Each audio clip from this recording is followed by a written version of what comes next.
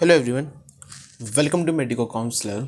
एक तरफ जहाँ पे बच्चे नीट एंट्रेंस एग्जामिनेशन के रिजल्ट को कैंसिल करने और उसके स्कैम जो फ्रॉड उसमें हुआ है उसके अगेंस्ट यहाँ पे बच्चे प्रोटेस्ट कर रहे हैं, वहीं पे कल कलकत्ता हाई कोर्ट ने नीट की काउंसलिंग पे किसी भी तरह की प्रोसेस पे यहाँ पे रोक लगाई थी। 10 दिन का टाइम एनटीए को दिया था कि आप उसमें जवाब यहाँ पे अपना दें।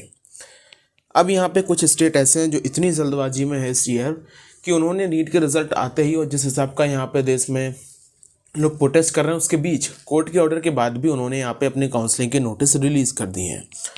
इतना फास्ट तरीके से काम हो रहा है मेडिकल एंट्रेंस एग्जामिनेशन की काउंसलिंग और रिजल्ट डिक्लेयर से लेके, जो कि पहले कभी देखने को नहीं मिला है। मैं उन सभी के बारे में आपको इस वीडियो में डिस्कशन करूंगा, लेकिन उसके पहले री नीट होता है या नहीं होता है, नीट का रिजल्ट दोबारा आता है या नहीं आता, ये सब कोर्ट पर डिपेंड करता है। लेकिन आज की कंडीशन में आपको आपके स्कोर पे कौन सा कॉलेज मिल सकता है, अगर आप इस चीज़ को देखना चाहते हैं तो प्रीवियस ईयर के पूरे एनालिसिस के साथ एक कंप्लीट पीडीएफ फाइल आपको मिलेगी, जिसके लिंक नीचे कमेंट सेक्शन में पिन है। अगर यही सिनेरियो रहता है तो आप लोगों के लिए वो पीडीएफ फाइल काफ़ी इंपॉर्टेंट होगी, क्योंकि उससे आप एक अंदाज़ा लगा सकते हैं कि आपकी रैंक पे बेहतर से बेहतर कॉलेज आपको किस राउंड में मिल सकता है और कौन सा बेस्ट मेडिकल कॉलेज आपको मिल सकता है, क्योंकि हर कॉलेज का कट ऑफ इस बार इंक्रीज़ होने वाला है।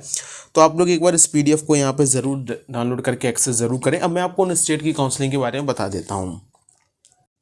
तो सबसे पहले आप यहाँ पे देख सकते हैं directorate of technical education Goa की, गवर्नमेंट ऑफ गोवा की तरफ से जो नोटिस है वो यहाँ पर रिलीज़ किया गया है। और यहाँ पे लिखा है कि all the applicant for the admission of the NEET based courses who have submitted their application form to the DTE OBM and notified center must furnish the copy of the NEET result scorecard by the 12th June, either by the in person or through the email by or by the WhatsApp, clearing stating the registration of the application form submitted। तो जो आपका NEET का score है यहाँ पे जो government of Goa है वहाँ पे आपका जो भी आपने पहले रजिस्ट्रेशन किया है उसमें आपको जो नीट का स्कोर आ चुका है वो नीट का स्कोर यहाँ पे मांगा जा रहा है। और आपका जो नीट का स्कोर है वो सारा का सारा स्कोर आप यहाँ पे डायरेक्टली भेज सकते हैं, इन पर्सन वहाँ पे भेज सकते हैं। साथ ही साथ अपने व्हाट्सएप या फिर उनकी ईमेल आईडी के द्वारा भी, या फिर रजिस्ट्रेशन नंबर के साथ साथ जो है वो आप यहाँ पे इसको भेज सकते हैं। साथ ही साथ जिन्होंने अभी तक सबमिट नहीं किया एप्लीकेशन फॉर्म, पहले उन्होंने सबमिट नहीं किए थे, उनको टाइम दिया जा रहा है कि वो एप्लीकेशन फॉर्म फिर से सबमिट यहाँ पे कर सकते हैं 6 से लेके 12 ऑफ द जून के लिए ये चीज़ यहाँ पे बताई गई है। तो जितने भी नीट बेस्ड कोर्सेज हैं उनके रिगार्डिंग यहाँ पे एप्लीकेशन फॉर्म दोबारा खोले गए हैं और उनसे बच्चों से नीट का स्कोर कार्ड जो है वो यहाँ पे मांगा गया। सवाल यहाँ पे ये है कि जब यहाँ पे अभी कोलकाता हाई कोर्ट ने यहाँ पे कहा है तो अभी तक इन सभी प्रोसेस को करने की क्या ज़रूरत थी। 10 दिन का टाइम दिया है, कल की डेट में 6 ऑफ द जून को 10 दिन का टाइम दिया था, तो 16 तारीख तक आप वैसे ही कोई भी प्रोसेस आप अभी यहाँ पे नहीं कर सकते थे, तो फिर कैसे ये काम यहाँ पे किए जा रहे हैं। मैं दूसरे स्टेट के बारे में भी बात करूँगा।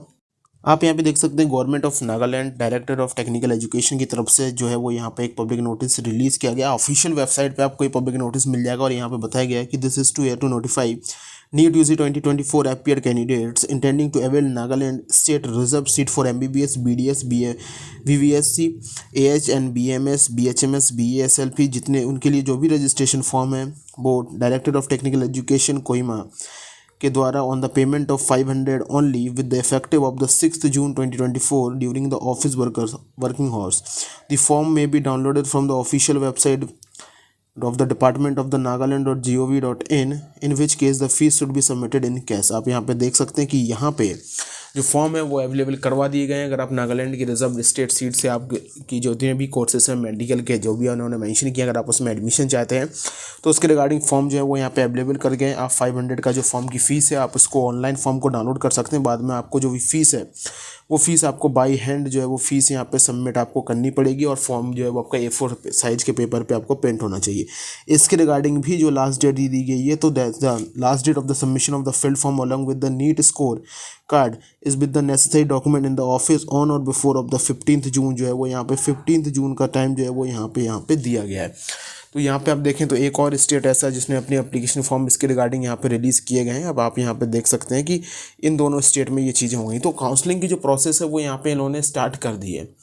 अब बात ये आती है कि काउंसलिंग की प्रोसेस में इतनी जल्दी आखिर किस बात की है। अगर आप देखें तो आसाम ने भी एक नोटिस जो है वो यहाँ पे रिलीज़ किया, जो अपने स्पेशल कोटा के जो कैंडिडेट्स हैं उनके रिगार्डिंग एक एप्लीकेशन फॉर्म रिलीज़ किया। उन्होंने उसमें भी डेट दी, उन्होंने काउंसलिंग की प्रक्रिया के बारे में नहीं, लेकिन स्पेशल कोटा की जो सीट अगर आप क्लेम कर रहे हैं तो उसके रिगार्डिंग उन्होंने एप्लीकेशन फॉर्म दी। तो 3 स्टेट ऐसे हैं जिनके बारे में इन्फॉर्मेशन आ गई है। IPO ने भी कल एक नोटिस रिलीज़ किया था, ये भी चीज़ यहाँ पे आ गई। तो जब यहाँ पे इतना बड़ा केस चल रहा है, बच्चे प्रोटेस्ट कर रहे हैं, सुप्रीम कोर्ट, हाई कोर्ट, हर जगह केस पेंडिंग है, तो काउंसलिंग की प्रोसेस में इतना फास्ट तरीके से उसको स्टार्ट क्यों किया जा रहा है।